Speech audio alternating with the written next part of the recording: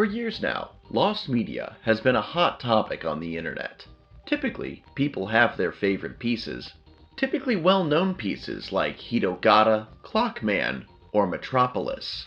Still, there are many more pieces that, while not as well known, deserve not only equal time in the spotlight, but just as much chance to be found. These are those pieces. This is lesser-known lost media. Welcome back to the channel, Chimera Crew, and welcome to volume 72 of Lesser Known Lost Media. If you're new to the channel, here's how it works. We start with 4 completely safe pieces of, family-friendly lost media that you just don't hear about much here on YouTube. And then we finish with a spicy piece. So, since the channel's become monetized, we don't really stop for an ad break between numbers 4 and 5 anymore, but we will be doing that today because I am going to be announcing the winners of our miniature giveaway. This was 3 different minis that I will be giving away to 3 lucky winners as a thank you for helping the channel reach 1,000 subscribers. Now, you have stated in previous polls that you would like all of the monetized ads to be right at the beginning, so before we get started with number 1, we're going to go ahead and get those ads out of the way in 3, 2, 1. And we're back. Starting at number 1, we have Anne of Green Gables, Lost TV miniseries from 1972. Anne of Green Gables is a 1972 made-for-television British miniseries directed by Joan Craft and starring Kim Braden, Barbara Hamilton, Elliot Sullivan, and Jan Francis. It is an adaptation of the classic novel of the same name by Lucy Maud Montgomery. Its run consisted of 5 45-minute-long episodes, all of which are currently lost. It appears to have been well received on its original airing. Despite this, it is ultimately believed to have fallen victim to BBC's purge of serials from the 1970s that they deemed to have little commercial value. There are rumors, however, that Anne was released on Betamax videotape before this happened. Given that considerable BBC media from this era, including several early episodes of Doctor Who, have since been found in private hands, there may be home recordings of this miniseries still out there as well. Little other information is available, and no footage or promotional material has been preserved save for several screenshots of what appear to be promotional stills collected on the IMDb page. This one is very interesting to me, mainly due to the fact that it is a, supposed victim of the BBC purge, especially considering how many BBC serials have been preserved since and how many get, widely distributed home media releases. It's very easy to find a lot of them, but then there's also that kind of like that dark age where BBC didn't really do a good job of preserving their shows, and I honestly thought it had stopped before the 70s, but apparently it was still going on then, and that's news to me, so that's very interesting. But hey, if you have a copy of Anne of Green Gables somewhere in your old Betamax collection, let the world know.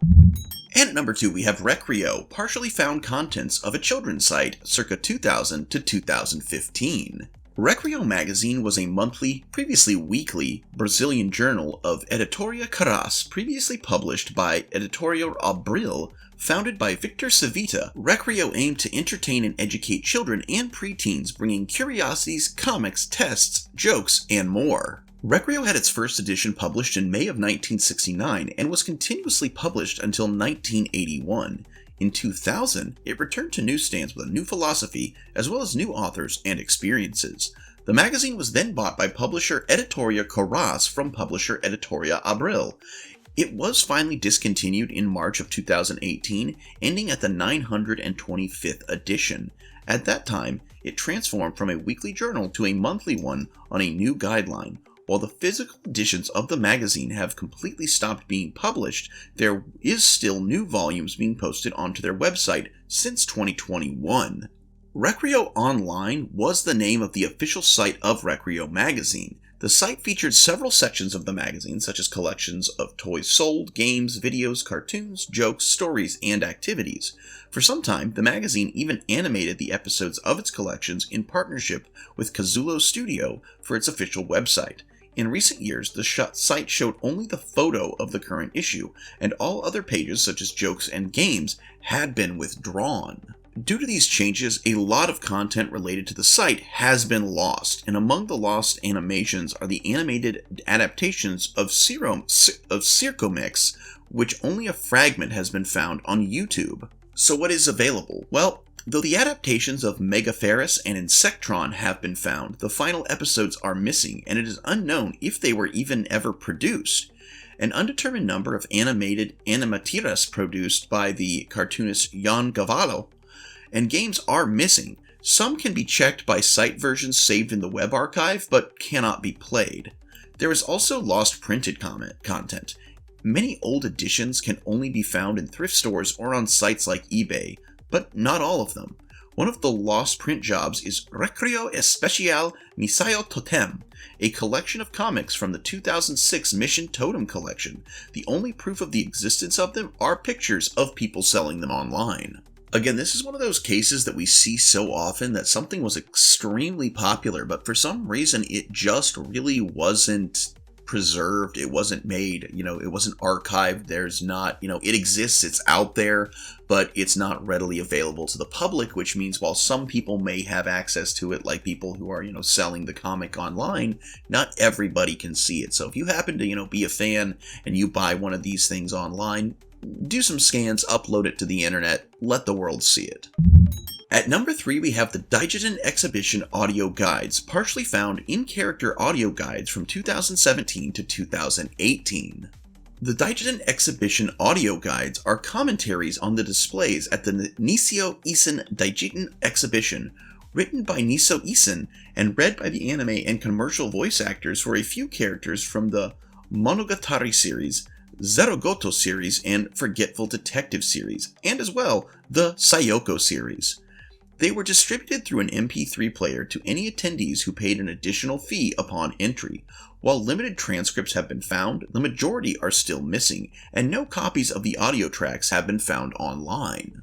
Only 3 of these were released, one between Koyami Araragi and Shinobu Oshino from the Monogatari series, one between Lee Chan and Kunagisa Tomo from the Zaragoto series, plus one between Kuyoko Okitagami from the Forgetful Detective series and Jun Aikawa from the Sayoko series. Also, I'm sure I just butchered all of that.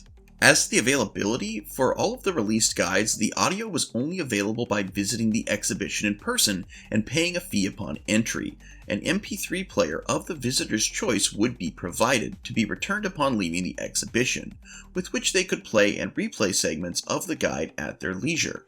A transcript for one of the audio guides between Kuyoko Okitagami and Jun Aikawa was printed in all of the pamphlets provided at the event. As for the search for this piece of media, there was a brief search in August of 2022, which ended once the exhibition's pamphlet was obtained. A more extensive search started in March of 2023, when it was discovered that the pamphlets only contained a transcript of the one audio guide. While this later search has so far found some related materials, nothing substantial has been uncovered from the audio guides themselves yet, aside from some summaries and brief quotes located on a few blogs reviewing the exhibition. This one is really interesting, especially because it was like a unique piece of audio that you actually had to go to a specific exhibition to obtain, and it's not like you could go get the audio, leave, upload it online. You had to give it back once you were leaving, so there was very little, if any, way to properly archive this, at least from the public. And it looks like so far, whether due to just not caring, or possibly there could be some copyright or licensing issues involved, nobody from the exhibition has made it available to the public. And so this one probably still exists somewhere, it just isn't being made public. And of course that is one of the most tantalizing ways for media to be lost, that we know it's there, we just can't see it. And at number 4, we have canceled sitcoms, the lost Brad Jones, The Cinema Snob film from 2000. So Brad Jones is an online film critic most well known for his series, The Cinema Snob. The series concentrates on reviewing low-grade B-movies as well as well-known underground horror movies. He is a frequent contributor to Channel Awesome and is also one of the most popular members of the group. Now, Jones struggled for many years with films before resorting to video reviews. His earliest effort, canceled Sitcoms, a 20 to 30 minute long college project film that Jones considered to be of amateur quality. His professor didn't quite agree with him, as evidenced by the fact that the film was submitted to the ifilm.com and was featured on the site for about 5 years. Now, despite it being featured online for almost 5 years, no copy of this short film is known to exist. Jones's master DVD copy was stolen years ago along with his other film, Sadistic Bitch, which I believe we covered in a previous episode, and a large collection of his movies. Jones is indifferent towards the film being uncovered or not, though his fans have shown great interest. The few who have seen it thought that while the film was well edited, it was not particularly noteworthy. And this is a great example of, another type of lost media where the media is noteworthy more so for who made it than for the actual quality of the media itself. It's something that was made by a famous, internet personality that people are fans of, and the fact that there is something made by them that was available, now is not, nobody can get it, it's gonna drive the search. Alright guys, I'm going to announce the winners of the giveaway here in just a second, but before that we're going to do one more ad because I need the revenue. I gotta ship all these out to you because you're winning these free of charge. So, one ad coming up in 3, 2, 1. And we're back. Alright guys, if you are new to the channel and are not aware, I originally started this channel as a way to pitch the idea, kind of get some free advertising for my custom miniatures business that I have on eBay and Mercari. And as such, I still do make minis and I sometimes give them away at certain milestones. So, we're giving away 3 minis. We did this, to celebrate the 1,000th subscriber to the channel, as well as the 70th episode of this series. So, the 3 minis that we were giving away were all zombified versions of various comic book characters, Captain Cold, Khazar, and Gambit. So, the winner of Captain Cold is Bisral. Congratulations, Bisral. You have won the Captain Cold zombie miniature. As for Khazar, well, the winner of Khazar is Emerald City Video. Again, congratulations, Emerald City Video. I know you've been watching this channel for a while. I do thank you for your continued support.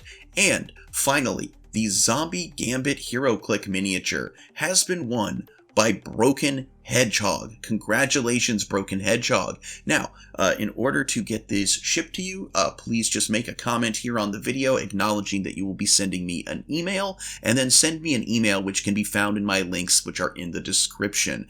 Just let me know, where this needs to be sent, and I'll get it shipped out to you, within the next week or two. And you'll also be given tracking information once I do that. And to all of you who entered but did not win, don't worry, we will keep doing these. We're going to be doing one every time the channel gets another 1,000 subscribers, as well as certain other milestones within the channel. Also, just because you didn't win one for free doesn't mean you shouldn't head on over to my eBay and Mercari and check out what I have to offer. My prices are very reasonable, and I do hope you'll consider checking them out and, maybe making a purchase. In fact, if you like this channel and you like the content and you want to help it, please do consider heading on over and purchasing a mini. It is one of the best and most direct ways you can help this channel monetarily. You can also become a YouTube member, join the Patreon, leave a super thanks, or, just, make sure you subscribe and make a comment. Because the more that people that see these videos, the more I can make and the more I can then, make content-wise.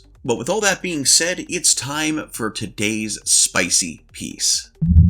Alright, number 5, today's spicy piece is Nobody Dies, a partially found Japanese film from 2008. Nobody Dies is a 38-minute long short film directed by Japanese artist Mr. and produced by Takashi Murakami. It was published by Kaikai Kiki Company Ltd. And presented alongside other works by Takashi Murakami. While the film itself is not schmornographic, many of the aesthetic elements and camera shots cater towards Mr.'s lolicon interests, even though the film is not animated. His painting, It Hurts When It Hits Bare Skin, was Mr.'s inspiration to direct a live adaptation of the piece. Now, as to the plot of this lost live-action lolly film, well, the short film centers around a quintet of middle school girls, part of a paintballing team nicknamed Usagi Gumi, I hope I said that right, With teamwork and passion, the girls work together to defeat their rival team, Young Spectre's star. One half of the movie focuses on the everyday lives of these girls, and the second half focuses on the action between the competing teams. Now just remember, the camera shots of this film supposedly feature, are adapted to Mr.'s lolicon interests, and this is a film about middle school girls. Do not forget that. That's, ugh. As to the availability of this film, the short film's release was exclusive to galleries and art exhibitions. Even though there are multiple locations with confirmed past screenings, no recordings have surfaced online.